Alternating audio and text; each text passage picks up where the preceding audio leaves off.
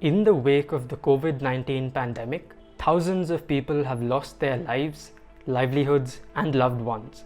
Multiple government, NGO, and private organization schemes have sought to address the issue of bereavement and lack of funds. However, a relatively neglected problem has been that of children orphaned by COVID-19. Manish Gupta, Parul Joshi, and Aaradhita Varadarajan, three people at the helm of the fundraising initiatives, give us their insights into why and how they kickstarted their campaigns, and also how they managed to successfully raise over 45 lakhs for the cause. My name is Manish. I live in Bangalore, and I'm one of many who are trying to do our bit to help people around us to deal with the ongoing pandemic. Hi everyone, I'm Parul Joshi. I'm a student at Ashoka University, currently based in Bangalore. I started working with Whitefield Rising during the second wave of the pandemic to help them raise funds for the COVID care centers and quarantine centers for children. I really felt that this is an issue that needed to be addressed, and I wanted to do my bit and help them in any way possible. Hi, I'm Aaradhita. I'm a high school student studying at Neve Academy, Bangalore, and I started working with Whitefield Rising during the first wave of the pandemic. At this point, they were working in aiding migrant workers, and since it was an all-hands-on-deck situation, I enrolled myself as well as my friends, and that is sort of where the idea for Yuva was born. Currently, there are about 50 registered COVID orphans in the state, but hundreds, if not thousands more, whose primary caregivers have been immobilized by the disease. They have no one to care for them, and in many cases, they have no roof over their heads. Not to mention, children directly infected with the virus are in dire need of assistance as well. Our current project, the Yuva for Children fundraiser, is one that's very close to all of our hearts, especially because it's a for children by children initiative. It basically aims to gather financial support for Whitefield Rising's project in collaboration with Dream India Network, Aahan, Vaahan, Motherhood hospitals, and Rainbow hospitals to set up COVID care centers and quarantine centers for children affected and infected by COVID. In all these cases, for all these children, we anticipated that community, neighbors, relatives, even if they want to, they may not be in a position to help or to take care of these children for many social economical reasons.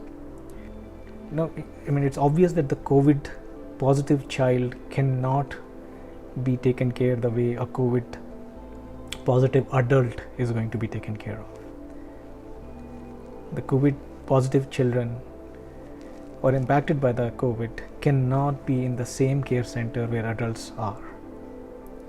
So those who are left alone at home would require very child-centric care centers, something very different from the adults. So this fundraiser is primarily to collect funds so that the children-centric care facilities can be set up in and around Bangalore. Although the fundraiser is now closed, it received an overwhelmingly positive response from individuals across the country, as well as from corporates, universities, and schools. Whitefield Rising's youth wing, Yuva, helped mobilize school students, while an independent movement, Project Raabta, did the same for universities. Of the countless supporting fundraisers that have cropped up, at least 15 were by university students, and at least 20 were by school students. The pandemic has affected children in various ways, and it's important that we now spread awareness about these COVID care centers and quarantine centers that are set up in Bangalore, so that if and when the need ever arises, parents and children will know that such facilities are present in Bangalore. Well, I believe that no one could be a better champion than the child himself for a children cause. Who could better understand the plight of a children than the children themselves? But there was more to it. I have two sons, and I wanted both of them to be involved for some reasons. One was that I wanted to help them realize that how blessed they are as compared to the many others around them. I want them to realize that they may not be adults yet, but if they are willing to try, they can probably make a change. They can make a change.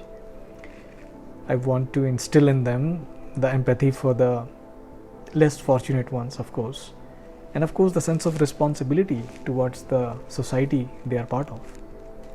The core reason definitely was children for children, and the argument that who would be a better champion for children. And my younger son has proven my point actually. He managed to collect more than 2 lakhs.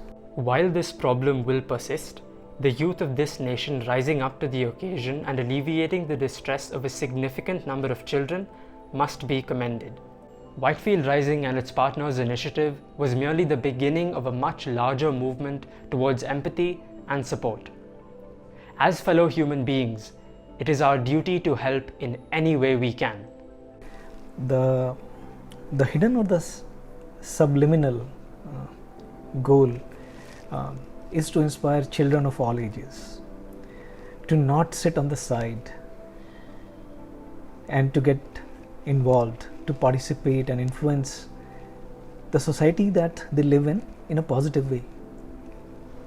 If any child is listening, I would like him or her to believe that they have everything and possibly way more than us adults that is needed to make the change, to make the difference. I would like them to believe that no cause is less important, no act of kindness is too small, and it is very important that they try, and it's important that they get involved as much as they can, wherever they can, whenever they can. That would be my